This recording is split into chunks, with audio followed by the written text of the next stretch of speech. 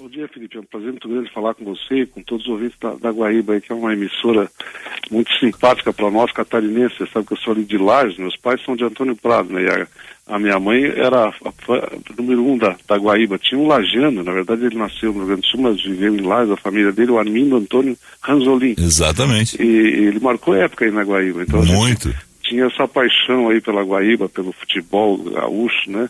E é uma honra para mim estar conversando com você e dizendo das ondas da Guaíba aí. O senhor é daqueles catarinenses que está indignado com o Internacional que tirou o Argel, ou o senhor gostou da saída do Argel daí, porque afinal de contas o senhor torce para outro time e aí o Figueirense ficou numa situação complicada, vai ter que correr atrás de um técnico agora? Rapaz, eu embora seja gremista, sou torcedor do Inter de Lages. Não. Então o senhor está contente, né? O time ganhou ontem no Mineirão, uma baita apresentação, né? Então tá tranquilo. Eu tenho um judiado dos gaúchos aqui do Internacional de Porto Alegre depois do Grenal. É verdade. A coisa tá meio feia aqui com os colorados. O senhor esteve no Beira-Rio esses dias, inclusive, né? Eu assisti aquele jogo contra o Tigre. Não, contra o Tigre não, contra o América do Santa Fé, deu 2-0. Foi um bom jogo. Mas dava para ver que o time não tem um potencial maior do que aquele aí. Eu percebi que não ia passar. Você sabe que eu já joguei futebol, né? Futebol de salão. Então a gente tem uma noção mais ou menos do futebol. E o Internacional tem um belo plantel, mas não está acertando. Eu acho que o Argel é um bom treinador. Ele fez um belo trabalho aqui, sabe? Ele tem toda uma raiz no Internacional aí, pode ser que dê certo. Ele tem raça, tem liderança. O Internacional tem um grande plantel, é um dos times mais organizados do Brasil, né? A folha de pagamento desproporcional ao resultado que está alcançando. Com certeza. Mas vai dar certo. Pegando esse gancho da folha de pagamento do plantel, uma curiosidade nossa, a gente tem feito esse comentário, alguns ouvintes pediram, inclusive, que nós encaminhássemos uma entrevista com vocês, para saber qual é o milagre de Santa Catarina. O senhor está acompanhando, a informação que eu tenho até que o senhor conversou há alguns dias com o governador José Ivo Sartori, a situação do Rio Grande do Sul é de atraso nos salários. A gente atravessa o Mampituba, Santa Catarina, mais um ano, mais de 10 anos, está adiantando o pagamento do 13º, que aqui no Rio Grande do Sul é sempre um sacrifício para os governos realizarem esse pagamento com tranquilidade. Qual é o milagre? O senhor que tem mãe gaúcha, acompanha a política dos dois lados do Mampituba, o que é essa diferença de Santa Catarina? O que Santa Catarina fez lá atrás que o Rio Grande do Sul tem que fazer agora, para a gente ter uma situação de estabilidade como vocês têm, governador Colombo? Eu acho, Felipe, que o serviço público no Brasil, ele morreu, sabe? Ele ou tem uma mudança profunda, ou ele está inviabilizado. E o cenário mais dramático é, de fato, hoje o do Rio Grande do Sul, mas ele não está sozinho. Estamos todos indo atrás, ele está indo na frente. Existem alguns problemas estruturais, porque você pensa numa eleição, você muda o nome da pessoa que vai assumir o governo, a sigla partidária, você acha que resolveu o problema. Não acontece isso. O sistema está errado, ele está falido, ele se agravou enormemente, né? E é um problema histórico, cultural, depois da Constituição de 88. Eu vou pontuar uma questão. O déficit de previdência, né? Nós não, é o único país do mundo que não estabelece uma idade mínima, não tem uma taxa de contribuição correspondente. O bônus previdência, por exemplo, as pessoas médias, é o mais alto expectativa de vida, 78 anos e 2 meses. As pessoas se aposentam às vezes com 46, 47 anos, sem ter contribuído proporcional e com salário extremamente elevado. Então, a previdência no Rio Grande do Sul é o fator mais relevante. Em Santa Catarina, eu conheço bem os números, nós temos um déficit mensal de 250 milhões de reais, né?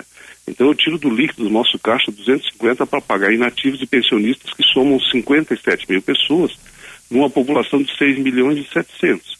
Então eu sacrifico todo o resto da sociedade para tapar um buraco que a cada mês ele é maior. Se nós não enfrentarmos e não resolvermos isso, daqui 5 ou 10 anos Santa Catarina estará como o Rio Grande do Sul está agora.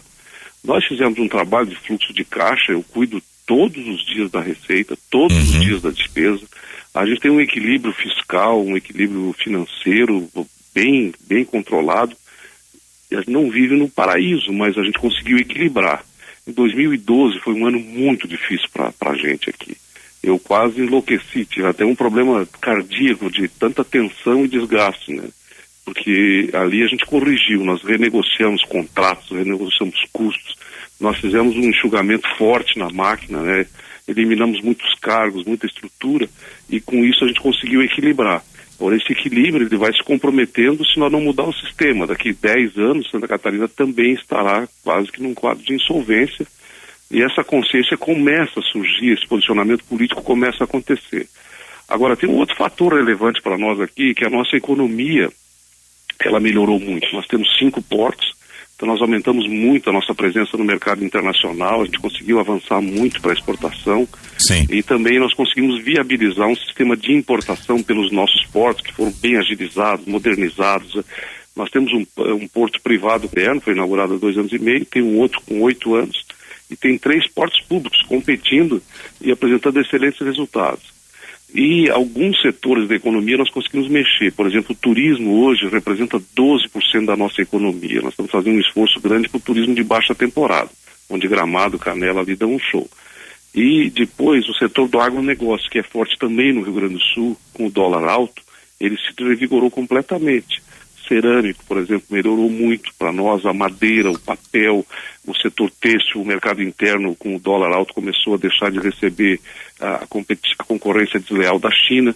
Então nós estamos potencializando setores onde você consegue dinamizar a economia.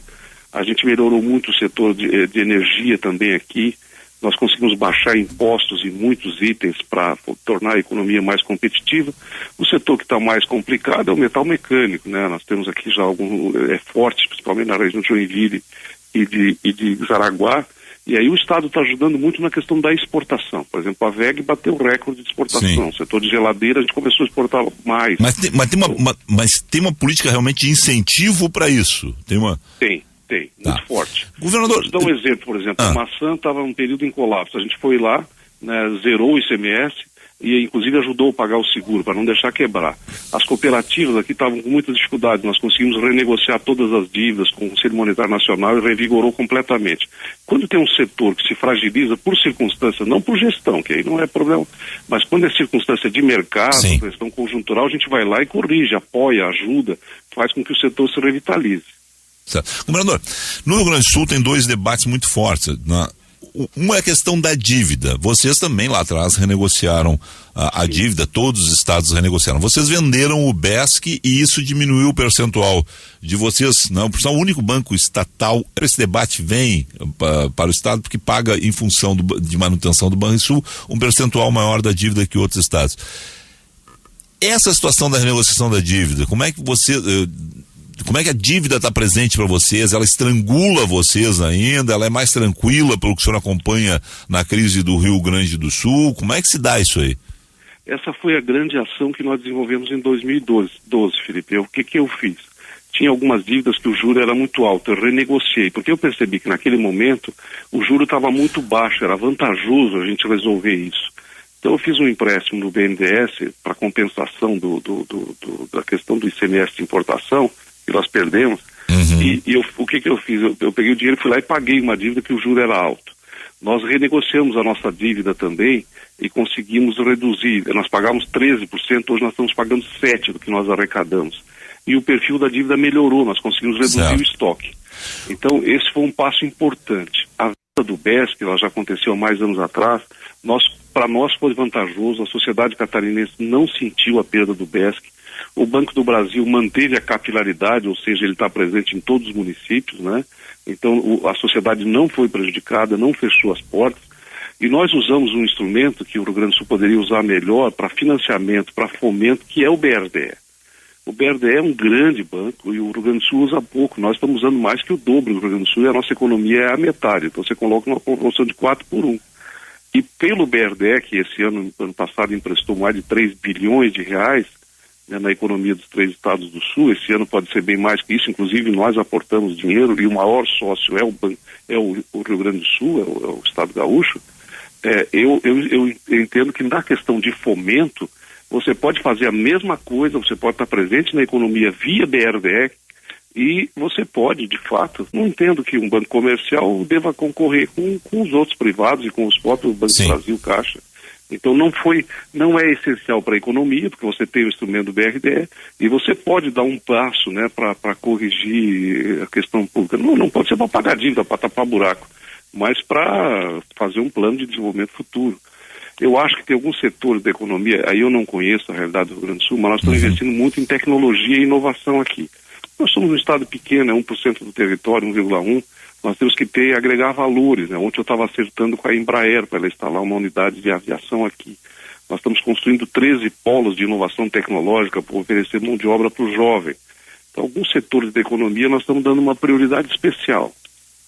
Certo. Só para deixar mais claro uma situação, eu estava falando da dívida da União. Nessa vocês não conseguiram renegociação, né? Sim, nós renegociamos. A dívida com a União, aquele contrato assinado lá atrás por todos os estados, com Pedro Malano, o governo Fernando Henrique, aquele contrato foi renegociado? Em 2012 eu consegui renegociar uma parte dele. Nós baixamos o desembolso de 13% para 7%, porque nós mudamos o perfil, nós fizemos uma operação. Não. Eu consegui aprovar isso na Secretaria de Tesouro Nacional e isso melhorou muito o nosso perfil. Deixa só... bem menos.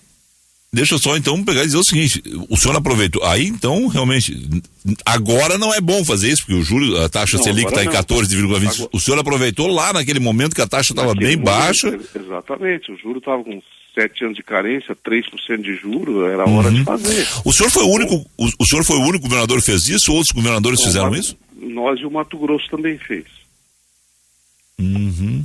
Foi um movimento difícil, eu acho que eu fui umas 30 vezes a Brasília, ficava lá na sala 1 hora, 2 horas, precisava ficar 3 horas, lá não tem chimarrão, tomava cafezinho, mas até que eles cansaram de vir lá e ajudaram a fazer. E foi tínhamos uma dívida do BNDES que a gente pagava, esse não é da dívida da Fazenda, é uma dívida interna no país, mas a gente conseguiu renegociar, diminuiu o desembolso mensal em 16 milhões mês que eu pagava, zerou. Então, a gente fez uma correção, né, naquele período ali em 2012. E isso foi decisivo para o equilíbrio nosso. Certo. Bom, e uma outra situação que eu gostaria de questionar é a seguinte: tem vários números, né? Tem a lei de responsabilidade fiscal que indica alguns, mas numa situação como a que o país vive hoje, né? Qual é o ideal de se investir em funcionalismo, né? O senhor está conseguindo fazer reposição de salário? Porque a gente começou a entrevista falando, por exemplo, dessa questão que para nós é uma questão, né, de olhar para a lei Mamptuba e ver que vocês estão pagando metade do 13º há muito tempo, enquanto o Rio Grande do Sul passa dificuldade. Como é que está essa situação de reposição salarial, né, no governo de Santa Catarina? Olha, o quadro é complicado, sabe? Porque você está sempre enfrentando greve e os sindicatos jogam muito duro com a gente, como jogam, acho que aí também. Claro. E é do jogo mesmo, né? É do jogo. É do jogo. A greve dos professores aí durou 70 dias, mas eu já sabia do arroxo financeiro, a gente acabou não dando aumento, né? E nós estamos renegociando com eles, porque eu acho que a lei do PIS, ela é uma lei que desmontou a carreira e prejudicou a educação. No primeiro momento ela socorreu, mas agora ela achatou a tabela. Então não adianta apenas dar aumento no mesmo sistema. O que eu proponho é para descompactar a tabela, você tem que fazer uma mudança no sistema. E no começo a gente foi muito vaiado, muito criticado. Eu mandei uma medida provisória, tive que suspender porque ninguém colaborou com ela e acabou não dando aumento. Agora a gente está reconstruindo o processo e eu acho que é apenas uma questão salarial. Nós estamos, a partir de agora, a lei de responsabilidade fiscal ela começa a cair a partir de agosto, né, o nível de comprometimento. Mas hoje, em qualquer governo do Brasil, o maior problema é a folha do salário, é o custo do salário, né? Na nossa faixa aqui está controlado, está bem equilibrado, mas a gente tem problemas estruturais. O maior deles é o da Previdência, né? Esse é o que está arrebentando com tudo. Uhum. É uma dificuldade aqui, é uma dificuldade em Santa Catarina, apesar dos números de vocês estarem bem melhores que os nossos. Não, está tudo bem aqui, a gente está com tudo direitinho, as contas tudo em dia, a gente está honrando todos os compromissos, a perspectiva é boa, está bem equilibrado, mas a gente tem que ser realista. O serviço público brasileiro, se continuar nesse modelo, ele não tem nenhuma chance de dar certo. E outro problema que aconteceu foi que os órgãos de controle, de fiscalização, eles viraram, são outros poderes, é muito desigual. Então você vê no Poder Judiciário, os caras têm auxílio moradia, auxílio deslocamento, auxílio não sei o quê, aí já tem um salário muito alto, se aposenta no topo.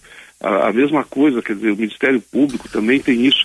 O cidadão que paga imposto, ele não quer saber se é judiciário, se é Ministério Público, se é deputado da Assembleia. Ele quer segurança, ele quer saúde, ele quer educação, porque é ele quem paga o imposto. Claro. Então ele não entende essa distribuição, e a distribuição é muito injusta, porque não há, o Estado brasileiro, ele tem um que está se arrastando, tem outros que têm condições melhores, e o povo está compreendendo isso, e não quer mais que seja assim. Então nós temos que mudar o sistema está errado. O modelo político está podre. Então o Brasil vive, de fato, uma crise geral. E é uma oportunidade para a gente mudar, o que já vinha errado há muito tempo e que ninguém falava disso, né? Então agora é a hora de corrigir. Tá eu estou fazendo um trabalho grande aqui de previdência. Eu uso muito o exemplo da Varig, né? Uhum. Quem é que um dia ia imaginar que a Varig ia quebrar? E quem é que um dia ia acreditar que o fundo de pensão da Varig não ia honrar os compromissos? Mas aconteceu. E essa é uma realidade. Se nós não fizermos isso no serviço público, as pessoas, o privilégio vai ficar tão grande e tão diferenciado do cidadão comum, porque existe o cidadão brasileiro que é do Estado, e existe o cidadão que é da iniciativa privada. A diferença é extraordinária, sobretudo na Previdência. Tem 2 brasileiros, 2 países, um não tem nada a ver com o outro. Que história é essa? Então, a gente vai ter que enfrentar isso e corrigir, né? Isso são erros que vieram desde a Constituição de 88. Uhum. Bom, governador, eu tenho 10 horas que encerrar a entrevista, que a gente tem o noticiário aqui. Quero lhe agradecer muito por tudo aí que o senhor comentou conosco, né? Vamos marcar uma nova rodada para uma conversa e aí a gente lhe passa o chimarrão que não lhe passaram lá no Ministério aquela vez, tá certo? Tá bom, eu te agradeço, é um privilégio para mim, uma honra. Muito obrigado, um bom dia a todos aí.